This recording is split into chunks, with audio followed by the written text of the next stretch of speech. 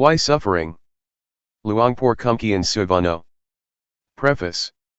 Suffering is not something that arises spontaneously, or depends solely on fate. It occurs from causal factors. Physical suffering arises from diseases, toxins, hunger, heat, or sharp weapons, and others. On the other hand, mental suffering arises from delusion. The first form of delusion is getting lost in thoughts or being carried away by emotions, due to ignorance or unawareness of those thoughts and emotions. The second form of delusion is attachment, or being driven by desires, because of not understanding the truth. In other words, not realizing that everything is impermanent, hard to endure, and not the true self. Consequently, it is impossible to cling onto anything. Physical suffering is not difficult for most people to understand, while mental suffering is perceived to be caused by illness, old age, poverty, loss of beloved things, or separation from loved ones. In essence, it arises from experiencing instability in life, or encountering negative worldly conditions. In fact, even if we lose wealth, social status, or endure illness, our mind does not suffer unless we attach to those wealth, social status, and physical body. The less attached we are, the less our mind suffers when such situations occur. Although, completely letting go of things is challenging for human beings, it does not mean we are incapable of starting from this moment. While we are still unable to detach from everything, one thing we can do is let go of the thoughts and emotions that arise during times of instability. Even if we cannot prevent their occurrence, we have the ability to be aware of those thoughts and emotions, by being mindful and observing them. Once we truly see and become aware, those thoughts and emotions cannot overpower our mind, or cause mental suffering. Old age, illness, loss, and separation are things we cannot avoid, but we are able to protect our mind from suffering. This is one of the rights that we have since birth, the right not to suffer. However, we can truly exercise this right only when we cultivate awareness and deepen our realization of the truth, in order to expel both forms of delusion, starting with the delusion in thoughts and emotions, followed by the delusion of attachment. In other words, we cultivate mindfulness and wisdom respectively, until they reach their full potential. Luangpor Teean Suvano dedicated his life to guiding people towards the understanding that everyone has the right not to suffer, through the cultivation of mindfulness. By being aware of every movement, we can realize the truth that there are only rupa, physical form, and nama, mentality. Nothing is our true self or belongs to us. The various sensations that arise are simply agara, condition, not the self, not us, and not belonging to us. Even when dukkha, vedana, painful feeling, occurs, no one suffers. In other words, suffering exists, but no individual who suffers. The content of this book is teachings by Luangpor, which were published by followers on the occasion of the 9th anniversary of his passing. Its purpose is to motivate everyone to be diligent in our practice, enabling us to gain the greatest benefits of being born as a human in this lifetime. I hope everyone realizes that we have the right not to suffer, and we should exercise this right to eventually free ourselves from suffering. Propizon Vizalo. August 12, 2023. Let's listen to the Dhamma. Luangpor will speak to you. Listen to the teaching, and act upon it. Do not just listen for the sake of memory. Listen not only to understand, but to put it into practice, to experience it, and to embody it into our being. This is the practical aspect, not the theoretical understanding. We cultivate mindfulness. The primary practice is not to pray, worship, or wish to gain something out of curiosity. We do not need to think, but rather rely on our actions as guidance. Use our body and mind, which are referred to as citta, mind, cetasika, mental factors, rupa, physical form, and nibbana, enlightenment. These are paramathasaja, absolute truth, not samyati paniyati, conventional term. We bring our body and mind, rupa, to experience it directly, without any sense of seriousness, desire, or caution. We simply immerse ourselves in the action and allow our body to connect with awareness. Make them bound together. Bring our mind, consciousness, and awareness stick together. Previously, our body was trapped in ignorance or delusion, and our mind was lost in emotions. We allowed emotions to take control, becoming the master of our mind. Meanwhile, our body was attached to delusion, causing wasted actions, wasted walking, and wasted breathing. Every movement was useless, without any benefit gained. Thus, we must make use of our body and mind. Do not allow delusion to compound and carry them away. Instead, bring awareness to intervene with delusion. We must pay attention and look after our body and mind. Do not turn our back on them, but confront them. Transform our physical eyes into inner eyes to observe both body and mind. Do not hide or run away, but rather look at them right here. Watch them, call them out, and respond to them. Something is always intended to command us, but we do not necessarily need to obey. Be aware of it and call it out. For example, while we are sitting and practicing rhythmic movements, a thought of standing up arises. It is commanding us to do so. Recognize the thought but do not stand up as commanded. We can stand up on our own with awareness, rather than follow the thought. This is the mindfulness practice. Let awareness lead our actions, not thoughts, not feelings, or other factors. It is similar to monkey training, in which a monkey obeys only one specific person, its owner or trainer. If someone else gives orders, the monkey becomes confused.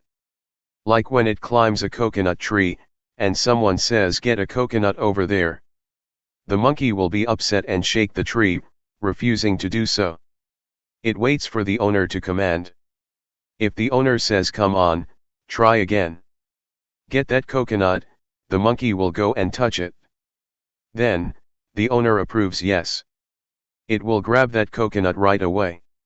However, if anyone else tries to order it around, the monkey will stop and not respond.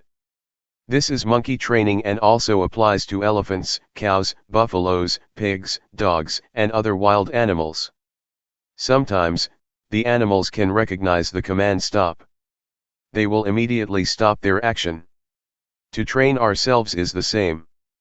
We must allow mindfulness to take lead, take control, and always make it applicable. Be aware of what we are about to do, whether it is thinking, standing up, walking, or moving. Allow mindfulness to guide our body and mind. This is gamatthana, meditation. Without starting in this way, it is not gamatthana. It becomes cintayana, knowledge resulting from thoughts. And vipassanuppakilesa, imperfections of insight, which rely on understanding and reasoning. The reasoning is not paramatha, absolute truth, but samyati paniyati, conventional term, which is different. Liking is one thing, disliking is another thing. But at paramatha level, they are all one. They are all awareness. Observing the body, we see this; observing thoughts, we also see this; observing vedana, feeling, we see this; observing actions, rupa, physical form, and nama, mentality, we see the same thing. It is not seeing something different. If we are mindful, the mental illusions will not arise often. Even if they do arise, just notice them and illusions will suddenly fade away. Moreover, if our mindfulness is powerful, it can serve as our inner eyes. They have the ability to see thoughts, emotions, and vedana. Our physical eyes cannot see them. They are limited to seeing only rupa, physical form. We must keep our inner eyes open, do not let them close.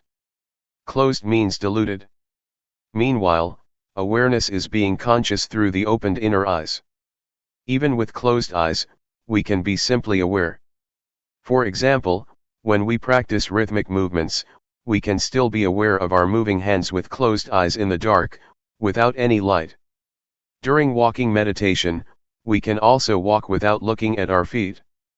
Just be simply aware. Be aware of the existing body.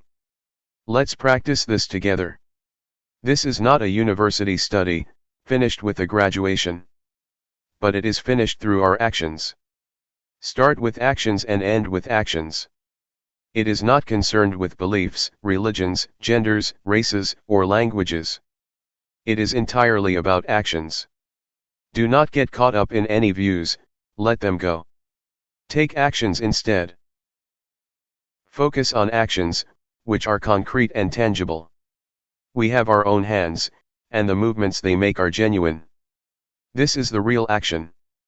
Likewise, our breath is with us all the time, but we rarely breathe with awareness. We tend to waste it. Even grabbing something can create awareness as well. Every movement we make, whether blinking or swallowing, can become tools for cultivating awareness. Practicing rhythmic movements may cause some body pains and aches. For newcomers, Vedana, feeling, can be more overwhelming, compared to those who have been training for a long time. They cannot sit or walk in a meditative posture for so long, due to the intensity of Vedana. Newcomers can easily get lost in these physical sensations, as Vedana tries to distract and lead them towards delusion. This is similar to infiltration or transformation, such as how diseases spread, and our bodies work to resist infection. The awareness and Vedana are similar.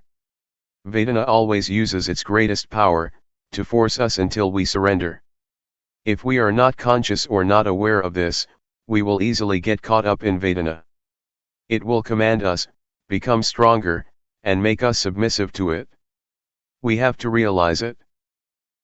Newcomers sometimes get lost and fall into Vedana, experiencing physical pains, pleasure, and suffering. Some people may struggle with pain and suffering. They eventually raise the white flag. Do not surrender in this sense, observe it closely. The wisdom will manifest right here. Even if it is pleasure, do not smile at it just yet. Keep an eye on it. The observation will lead us to wisdom. Do not trust in Sukha Vedana, pleasant feeling, Dukkha Vedana, painful feeling. And even, Adukkhamasukha Vedana, neither pleasant nor painful feeling. Recognize them for what they really are. In fact, Sukha Vedana is just one condition, Dukkha Vedana is another, and Adukkhamasukha Vedana is yet another. These sensations are not the true self. So, we look at these feelings, observe them. When they reveal themselves, we have to see them. Actually, these are what we will encounter, when we take this path of the mind. We face obstacles along the way, much like when traveling from Buriram to Sukatho. We have to hike up mountains and pass through difficult journeys, until we finally arrive at Sukatho. We climb mountains and slowly go against the slope, just as a car gradually loses energy. Once we reach the top, we can take a breath of fresh air. The weather is different from down below. Similarly, in Dhamma practice, we sometimes go against the current, as Vedana pulls us down. Just be aware of it.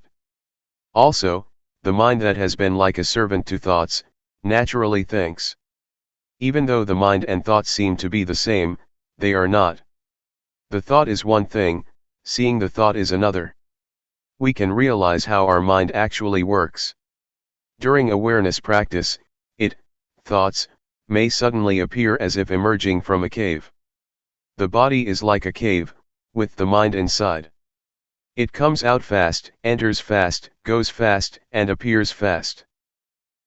We try to observe. Observe and then come back. Avoid justifying the thoughts as right or wrong. No matter what arises, smile and laugh at them, and return to awareness. Do not allow thoughts to become so strong that they can command us to give up, to practice, and even to sleep. We do as commanded, but it is not always right. Instead, we must perform these actions with cetana, volition, starting with cetana. Cetana hungit kave gum mang vata me. Cetana is gamma, action. Without cetana, the actions have no consequences, which is called gahathatha gamma, casual act.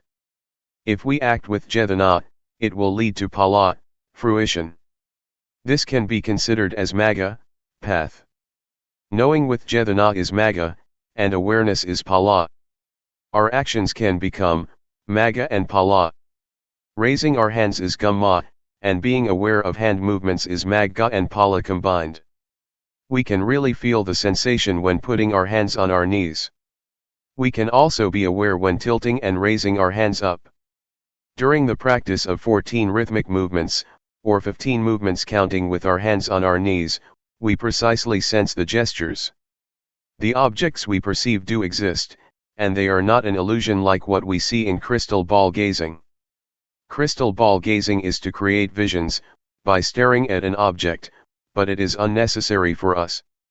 Instead, we count on what is real, rupa, body, citta, and citta sikha. We consider rupa as nimitta, sign or mental image. Rely on what is real to perceive the truth.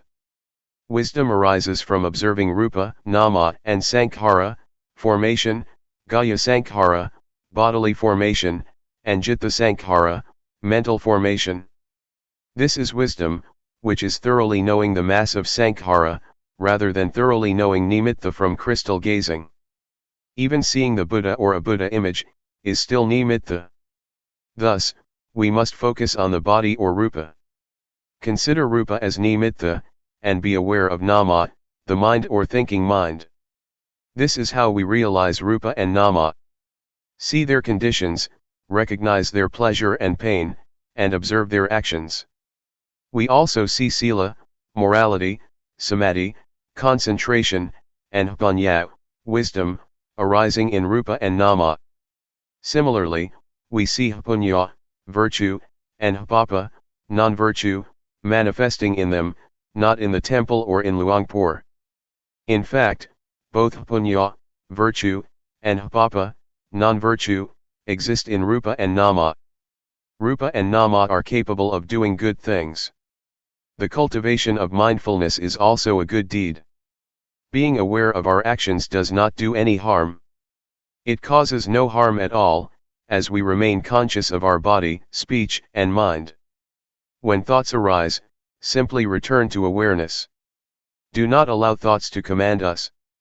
Recognize them immediately, just like putting out the fire before the wind blows. Whenever the fire breaks out, extinguish it right away. Through experience in extinguishing, eventually it may not arise. In the end, we may experience a sense of calm, which is called nibbana. Nibbana is within our mind. We can also recognize it through our breath. It exists right here. Do not look for nibbana anywhere else. This is why we have to be aware and observe our body and mind, considering them as nimitta. Bring awareness in our field work, that is the primary practice. Allow actions to guide us rather than reasoning. This is Gumatthana, the base of action. It is a complete learning, similar to the university education, in which we can gain knowledge and skills to work. Nevertheless, the complete learning of life is about the body and about awareness. It is accessible to everyone, whether young or old, male or female, monk or laity, no matter what nationality, beliefs, or religions. This is all about the body and mind. Everyone has a body and mind, regardless of their nationality. We experience awareness, ignorance, vedana, thoughts, and dhamma, which can appear as positive or negative. They all arise within our mind. Whether it is anger, heat, cold, hunger, headache, or stomachache, these sensations are equal as they are all vedana. Thus, let's have fun with it. Learning the truth is enjoyable. We are observing the real things, such as really seeing the body, really seeing Vedana, and really seeing thoughts.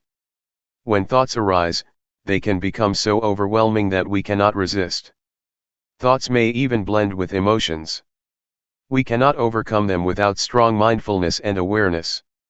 We always sense, ittaram mana, pleasant condition, as positive, and, anittaram mana, unpleasant condition, as negative. Pleasure is positive, while displeasure is negative. They shift back and forth continuously, and they become stronger. However, if we look carefully into these sensations, they will lead us to wisdom. Both pleasure and displeasure can turn into wisdom. Thus, we have begun, on the path. For example, during rhythmic movements practice, thoughts may carry us away. Turn these thoughts into awareness. Whether we experience suffering or happiness, we can change both into awareness. Even heat and cold, ache and fatigue, can also be changed into awareness. Awareness has the ability to transform any conditions that occur in our body and mind. When we are hungry, we may eat until we are full. However, turning hunger into fullness is just an action with no benefit. Instead, we have to be aware.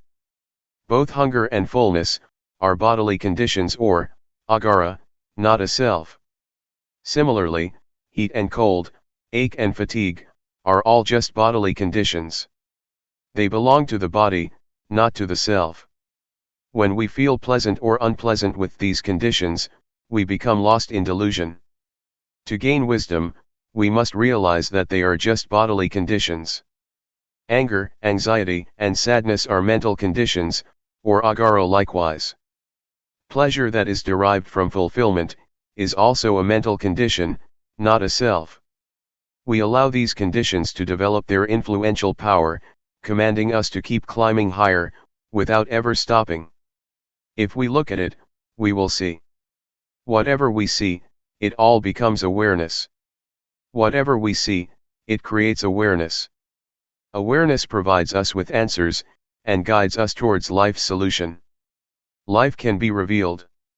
Still, some people are unable to do so, such as those who follow anger or drown in pain. They cannot get over the feelings. For them, life has no way out. It is blocked as a dead end. If we have awareness, life can be revealed.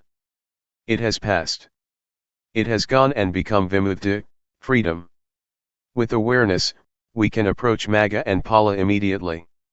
Moreover, studying what we see with our eyes, hear with our ears, and touch with our hands, is studying the truth. We simply realize whatever happens, and allow them to pass. We can even get through thoughts as well. Just be aware. Let's cultivate awareness. It is necessary for us to practice. Do not seek any reasons or attach to any thoughts. It is not like that. Take actions. Focus on actions instead. Experience them and embody them into awareness. Allow the body and mind to connect with awareness. So, Luangpor started by saying that, at the beginning, if the body is connected to ignorance, then all the causes of ignorance are with the body. If the mind is connected to ignorance, then all the causes of ignorance are with the mind. Ignorance overwhelms us. We may ask someone whether it is awareness or delusion that has played a greater role in their life up until now. Actually, let's not go that far. Let's take only this hour. During walking meditation, we can take about 3,000 to 4,000 steps per hour.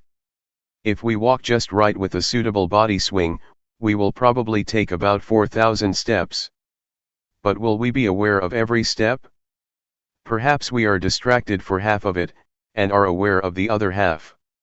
In rhythmic movements practice, if we move our hands just right with a suitable gesture, we can become aware of a rhythmic movement in each second. Feel it. Feel it like a clock ticking. Tick, tick, tick. We can be aware of 3,000 to 4,000 motions. Sometimes, we may be more distracted than aware, with 4,000 to nearly 5,000 movements per hour. If we observe closely, Delusion can be frightening. While we continue practicing awareness, we may suddenly notice the thoughts, and realize that we had never seen them before. It took us 30 years to eventually see our thoughts. We almost died, barely survived. It can be a shocking realization when we see them. Previously, we had never recognized delusion and thoughts, as we believed we could live with them. We could think anything, even insane and ridiculous ones. Once we become aware of thoughts, we can realize how much our life is affected by them. It is like walking on the edge of a cliff, where we can easily slip out and fall. If we are careless, we do not survive. This is very terrifying. The mind is capable of thinking about anything, including harmful thoughts. It keeps thinking without limits. Even when we are angry, we eat and sleep with anger. Sometimes, it is overwhelming to the point that we cannot eat and sleep at all, but we still hold on to that anger. How can we be affected that much? The right of non-anger exists. Why don't we exercise this right? Also, the right of non-delusion is here. Why don't we experience it? We kept accepting every feeling that came our way. It used to be like that. Once we practice awareness, it makes our hair stand on end. We are granted a new life, a fresh start. It is called Nawa Shiwan. Nawa means new, Shiwan means life. It is truly a brand new life, not old anymore. This is the power of awareness. However, awareness is different from delusion. Every time we get lost in delusion, our life becomes messy, not new at all. Like a clean white cloth, when carrying thoughts, it becomes dirty, stained, spotted, and gloomy. The Buddha once said, a monk who is immersed and engrossed in thoughts, is considered to break his precepts, making them impure and tainted. Such is the power of thoughts over us. We may mistakenly believe that we are skilled practitioners, just because we walk slowly, sit with our eyes closed, wear traditional monk or white robes, and shave our head. Nevertheless, these external actions are not enough. We must take care of our body and mind and remain aware. Sometimes, we boast about our religious doctrine, sex, or status. We also identify ourselves to be attendants of this temple, or students of that particular master. It is not like that. Awareness is what truly purifies us. It is not about praying through any worship or ritual. Try to be aware of ourselves. When thoughts arise, recognize them, before they lead to immoral actions caused by ignorance. Similarly, awareness always presents, before it becomes meritorious. Luangpor challenge you to do it. This is what the Buddha taught, not any rituals. We tend to value worship and religious ceremonies all along. We are good at these things. Like some environmentalists, they are activists who focus on advocacy, but cannot even grow plants, vegetables, or preserve anything. This is not how it should be. Actions are required, do them well. Mindfulness practice is taught through action, rather than knowledge. It is easy to teach someone to be knowledgeable. They just explain about, 2 Bahugara Dhamma, virtues of great assistance, which consists of sati, mindfulness, the ability to recollect, and sampajanya, clear comprehension, the ability to be aware. By emphasizing this 2 to 3 times, we can certainly understand and remember it. When put to the test, the question is, what are the Dhamma that provide us with such great assistance? We can say that sati and sampajanya are like our parents, providing great assistance to us. We can answer in this sense and pass the certificate. This is how we gain knowledge, but we still do not know how to put it to use. Where exactly is awareness? This is why we are here. We do not need to talk. Just allow the body to connect with awareness. Be aware of it, without using any words. Bring the body to feel and experience awareness directly. Know it.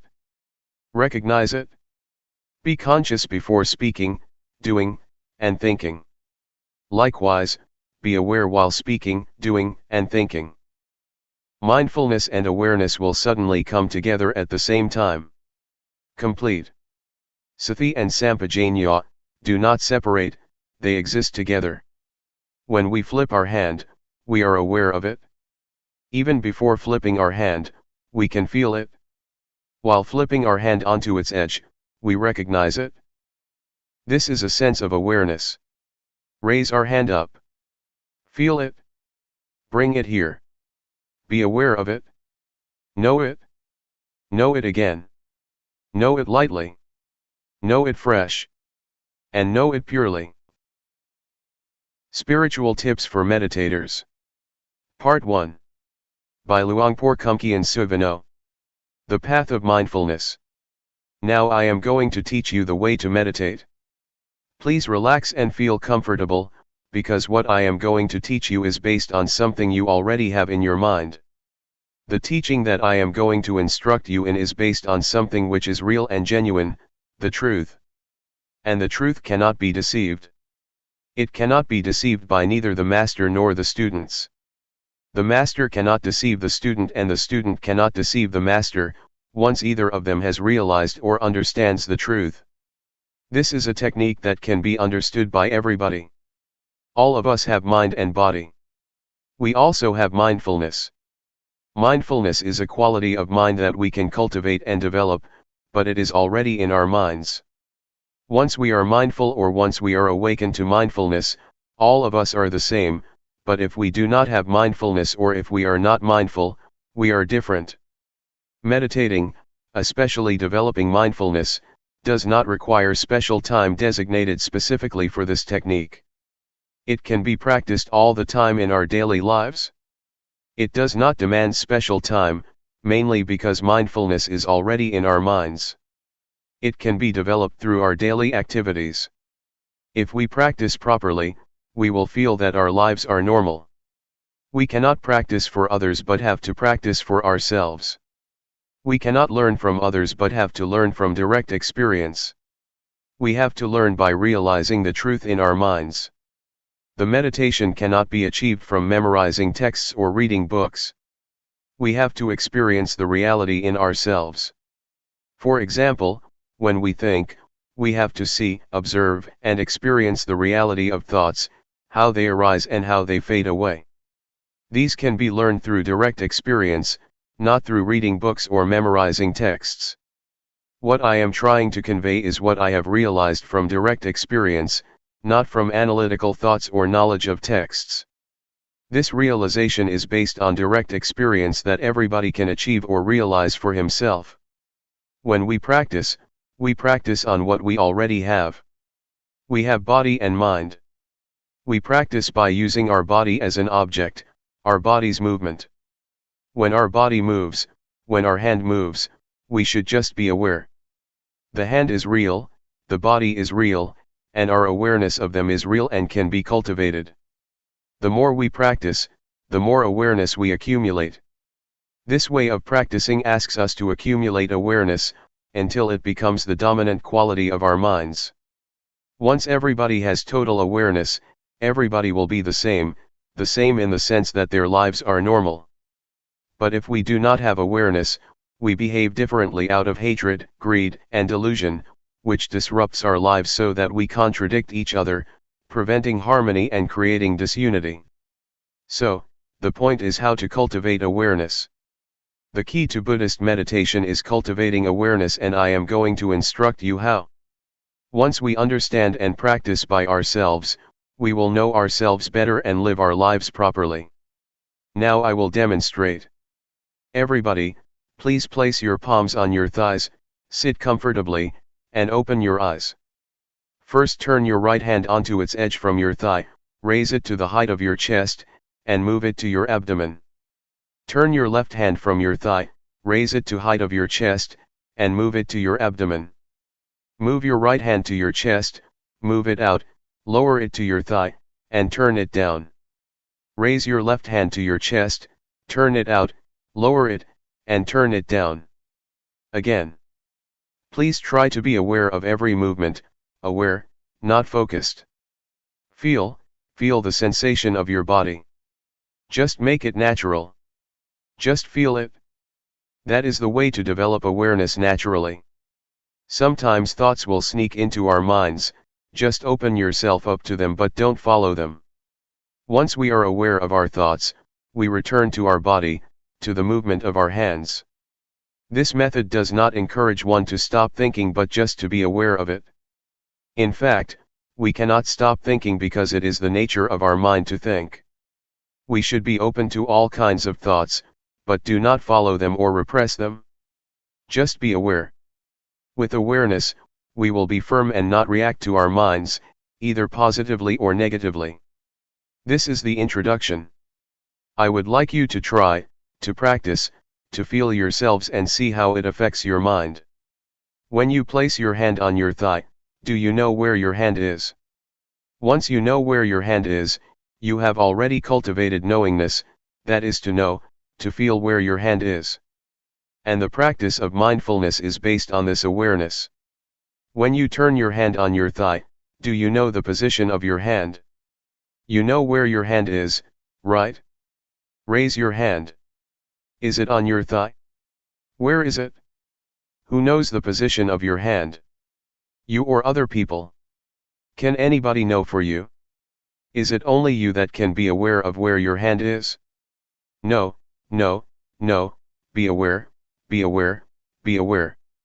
Do not force your mind to focus or concentrate on every minute of your movements, just feel every step intervally, and don't focus your mind to feel like a straight line of feeling. That's not the right way. The only thing you have to do is be aware. Don't analyze or try to reason what you are going to do or why you are having such thoughts. Don't analyze or rationalize any of your thoughts.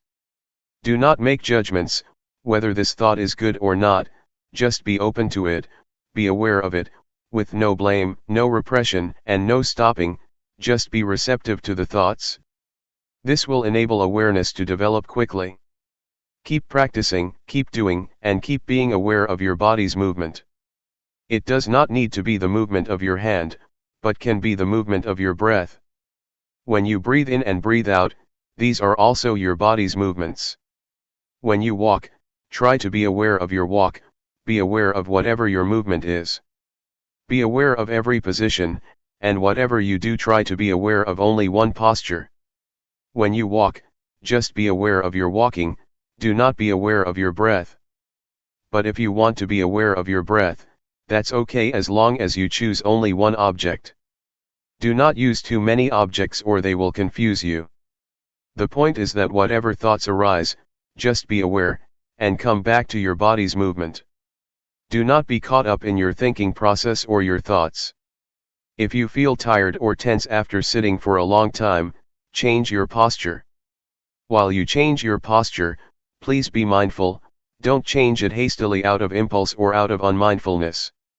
During your walking meditation, you can either fold your arms across your chest or clasp your hands behind your back. Keep your hands properly, it will enable you to walk slowly with mindfulness. About 8 to 12 paces of walking will do for the meditation. Do not walk for too long a length or your mind will be easily distracted. If you walk at my speed, in 1 hour you will walk 4,000 paces. If you know every pace, you already have 4,000 units of knowingness in 1 hour. It will accumulate and can change the quality of your mind. Anyway, if you become distracted or you forget and become unmindful, when you walk or move your hands, that's okay. Do not blame yourself or feel unhappy when this happens. Just let it go and start again. When a thought disturbs your mind, let it be. Do not try to repress or suppress it. Just feel open to it. It will fade away automatically. This is the nature of the mind that we can realize through meditation. Now, let's try to experience it ourselves. After practicing for an hour, you may come back and we will have a question and answer session for 30 minutes. How was your practice? When you felt distracted or caught up in your mind, did you see the difference between them? Did you realize when you were caught up in your thoughts? Did you see the difference when you came back to your body's movement, or became aware of the movement of your hands or walking? Once you did that, did you see that the thoughts just ceased or passed away? When you are caught up in your thoughts or overwhelmed by emotions, you may forget to move your hand, or you may move it but have no full awareness of your body. That's okay, but try to return to your hand's movement or to your walk. Once you are aware of your body's movement, you are already a practitioner. A Dhamma practitioner develops awareness. This is the only duty of the practitioner. The same goes for feeling. If you feel tense, physical pain, or tired, do not be overwhelmed by the unpleasant feelings. Just come back to your body's movement or just be aware and see the painful feelings. In other words, don't become lost, caught up in or overwhelmed by these unpleasant feelings, but be aware. Awareness will enable your mind and your life to go ahead without being interrupted by thoughts or feelings or any kind of disturbance. Thoughts will arise, feelings will disturb you, but if you have total awareness, you can go ahead without being stopped or blocked by these hindrances. You will go ahead, go straight ahead. For beginners, just cultivating awareness is enough. Do not try to achieve or gain anything. Do not expect any realization, any insight, or wisdom from the practice. Just awareness is enough for you at the present stage, and it will enable you to go ahead without any problems or difficulties. For the beginners, you may not sit longer if you wish, and the awareness may develop slowly, not smoothly. That's okay. Just try to keep practicing, and this will enable mindfulness or awareness to develop. Do not feel bad when you feel you are caught up in your thoughts, or in pleasant or unpleasant feelings, or you become forgetful of the practice. That's okay. Do not blame yourself. Do not feel depressed. Just come back to the practice, come back to be aware of your body's movement. When you keep practice, you keep accumulating awareness. You will begin to see, to realize, the nature of your mind. You will see that thought are one thing and mindfulness is another. The thoughts or feelings are not you, not yours, not me, nor mine. Previously, you may have thought that the thoughts are your thoughts, but in fact, they are not your thoughts. The thoughts are just there, but they are not yours. And this you can see, because of mindfulness. Mindfulness will separate you from the thought, so you can observe the thought without being identified with it, or take it to be you or yours. In the sutra, the Buddha advises us to contemplate, to be aware of body, feelings, and mind or the thoughts. These three aspects, body, feeling, and thoughts, are already with us, they are not something outside of us. We can use them for our spiritual well-being. In the past, when we wanted to stand up, we stood up instantly out of habit. But if we practice and develop mindfulness, before standing up, we will be aware of the desire to stand up. Thus we will stand up mindfully. We can apply this approach or this attitude to whatever activity we do, and our lives will be on the path to mindfulness. Meditation's priority is to develop awareness first. It is the crucial factor that needs to be developed during the practice. This is important because we are already good at analytical thinking. But we have to practice another quality of the mind, awareness. It will lead us to a realization through direct experience, that cannot be achieved through thoughts or the analytical mind. Any questions? If you want to ask, please ask based upon the experience that you have already had from your practice in the past few hours. Do not ask through the analytical mind. Question: the mind that gives rise to thought, the mind that's mindful, and the mind that is aware, are these minds the same? Answer: practically speaking, you can see the three. You can see the scattered thoughts, or you can observe the mind. This can happen when you are aware of your body. When you are aware of your body and a thought arises, your mindfulness will come and watch and be aware of your thoughts. You can see the difference, differentiate between your thoughts and mindfulness or awareness. Without being aware of your body's movement first, it is difficult to see the difference between your thoughts and your mind. Question: when you observe a thought, is the thought in the past? Answer: once you are aware of a random thought, it is in the past, but if you are not aware of it, it is the present. The random or unintentional thought is the kamma, a kind of action, a mental action that can lead to other consequences, either good or bad. If you become aware of it, awareness will halt that mental action, thus getting rid of whatever consequences that might have happened. Question: is this practice of using your body as a meditative object for the training of samadhi? Answer: the awareness can lead to calmness, if you are caught up in or dwell on the calmness that is the samatha, calmness meditation. But if you lift your mind from the calmness and observe the calmness, then it is insight meditation. So it depends on how you deal with calmness. If you dwell in the calmness, it is a calmness meditation. If you observe the calmness, it will lead to insight meditation. Question: is this awareness the same as the Buddha's? Answer: the awareness mentioned above is the same as the quality of Buddhahood. It will lead to total insight. This kind of practice also includes the threefold training: morality, concentration, and wisdom. Question: do you mean that awareness includes threefold training? Answer: the threefold training is not awareness itself, but is based on awareness. You cannot keep precepts without awareness. Awareness will enable you to keep the precepts, sila. And awareness will enable you to develop concentration, samadhi, and to gain insight, panya. We need not waste time developing sila, samadhi, panya by different ways, but go directly to develop awareness, then sila, samadhi, panya will take place. According to the Buddhist canon, the Buddha said, self-awareness is the origin of wisdom, the parent, the source of righteousness. But unknowingness or unawareness is the source or the parent of all evils. Question: nowadays, young children seem to be practicing awareness all the time. Even we, when we are exposed to something new, seem to be more aware. It seems as if we come to this world practicing awareness, then we start thinking, then we have the same thoughts over and over, and that turns off our awareness. Why is this happening?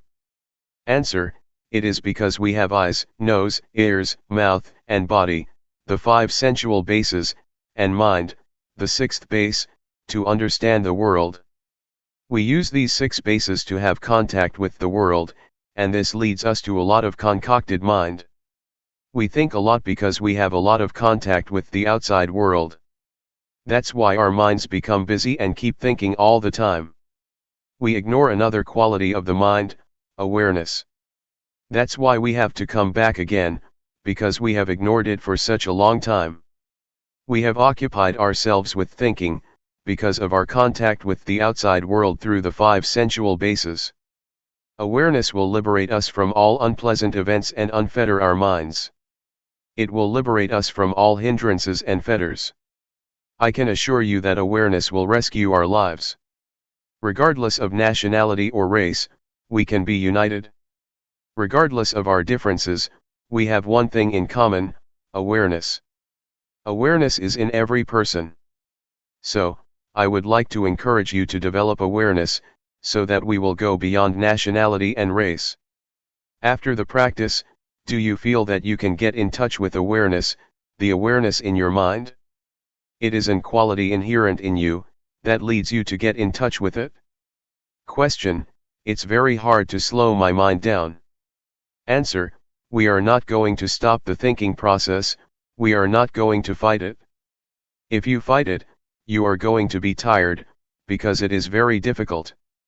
Just to be aware of it, just observe it, and it will pass away on its own.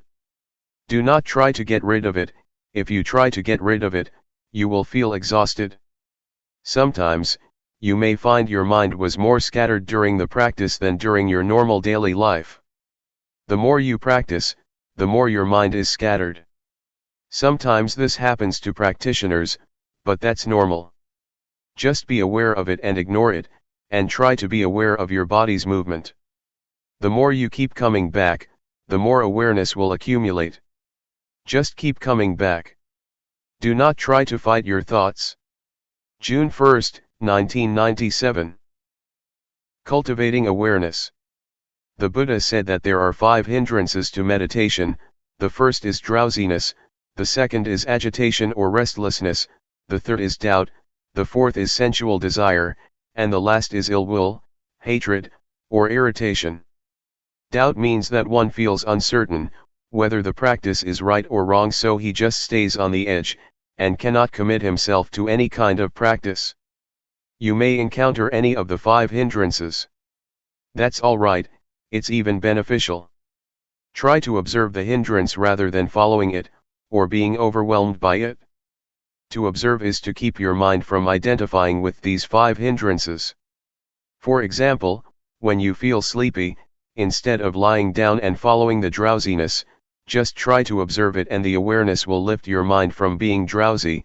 Thus you can learn how to interact with restlessness, or with agitation. They are not bad.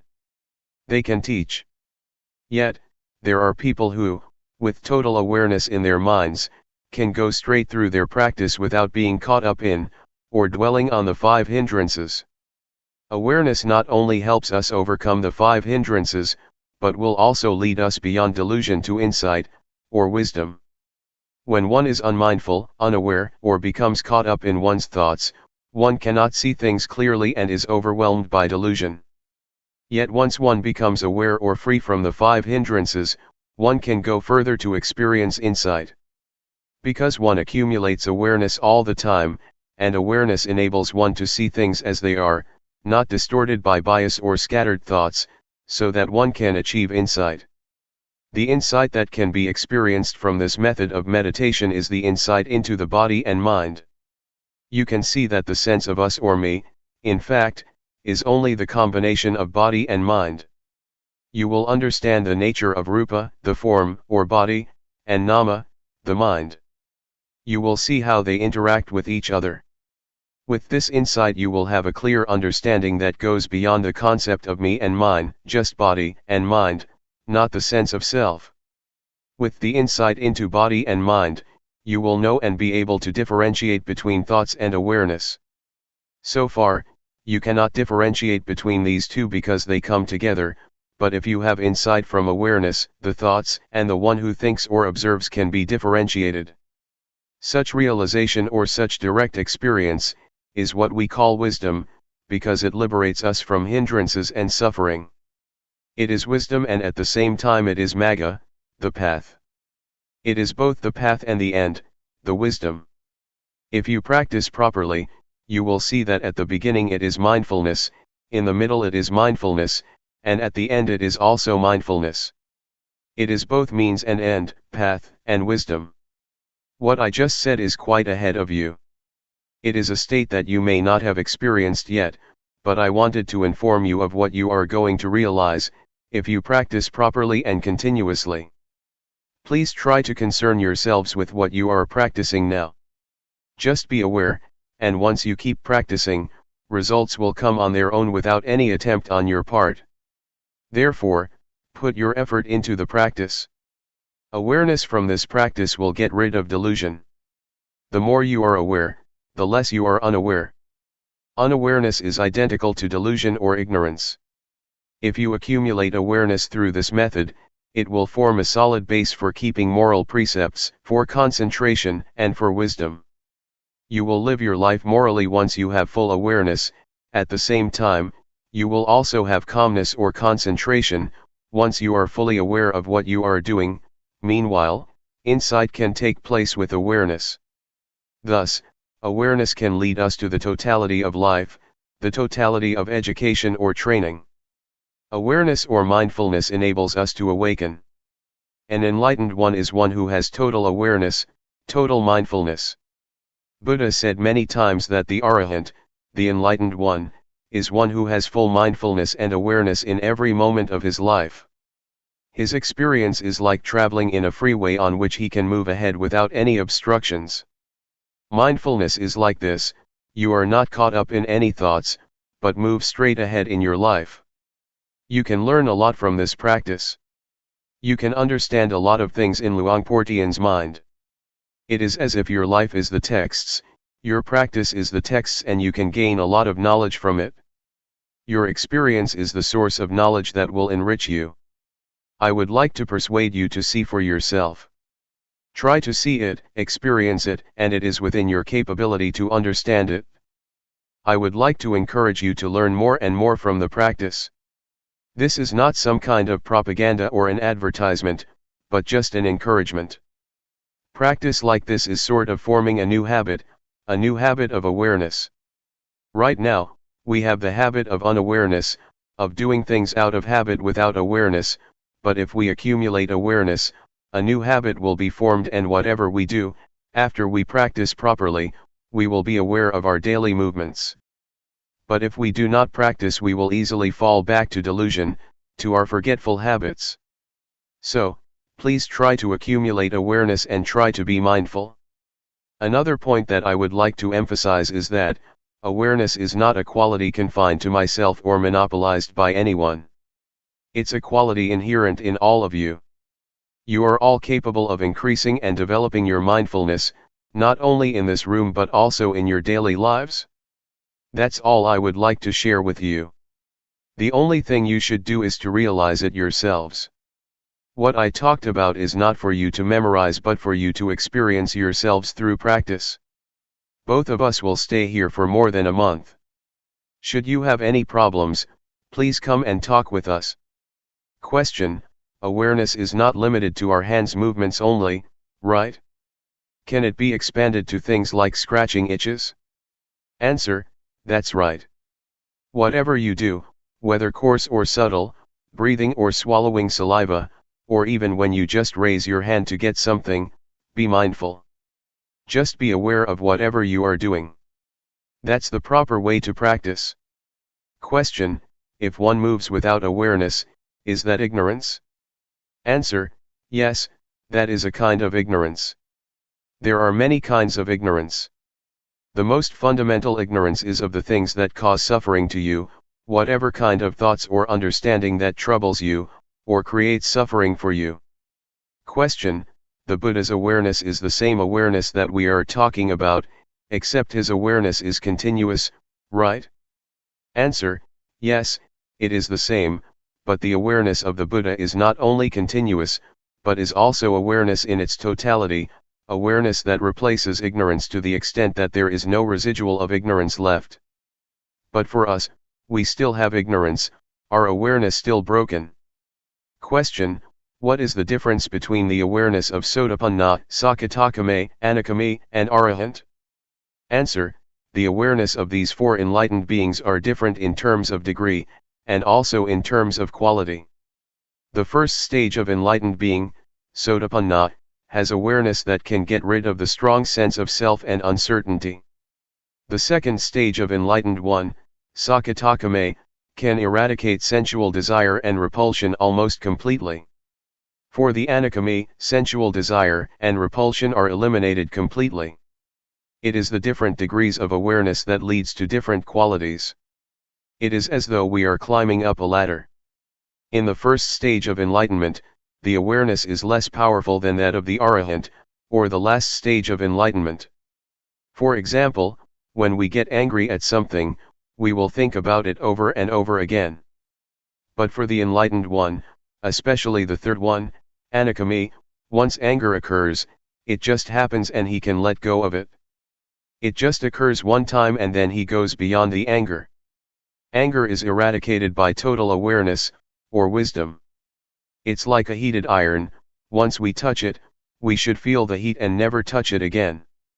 For the enlightened one, anger is like a hot iron, once he touches it, he is aware of the heat from his anger, and will never return to and identify with it again. But ordinary people, not aware that anger is like a heated iron, just touch it over and over again without realizing that it is very harmful. The awareness that I mentioned, is the awareness that can enable us to see no self in the body, no self in feelings, no self in emotions, no self in thoughts. It is the awareness that can liberate us from suffering. Please do not just accept what I told you, see it for yourselves and practice until you can know it for yourselves. Then nobody can deceive you, nobody can mislead you, because you have already experienced it. What we should do is pay respect to the Dhamma, the highest refuge. You should not pay highest respect to me or to anybody else, but to the Dhamma that is already in everybody. Please pay respect to the Dhamma in ourselves. Be aware at every moment. When you go home, try to maintain your awareness at all times. June 1, 1997. Knowing yourself. As I told you earlier, all of us are friends even though we have just met here, because we have been friends since our birth into this world. In Buddhism, friend has a broad meaning. All of us are friends because we are sentient beings. We all share the cyclic existence, all of us share birth, decay, aging, and, finally death as human beings. That is why we are all friends. Another thing that we have in common is that each of us has body and mind. Each of us has common characteristics. We all have six senses fields, we all have feelings, we all have emotions, and all of our mental activities and our physical bodies are subject to the same characteristics: impermanence, suffering, and no real self, no permanent self. These are the three common characteristics that all of us share. But there is something that makes us different from each other. That is our mental formations. We have different ideas, we have different opinions, we respond to our surroundings in different ways. It is our mental formations that makes us different from each other. However, these mental formations can be transformed, making us one, the same as a person. Previously, I said to many of us here that, despite our different characteristics, although there are various kinds of people, we can be the same if we have mindfulness.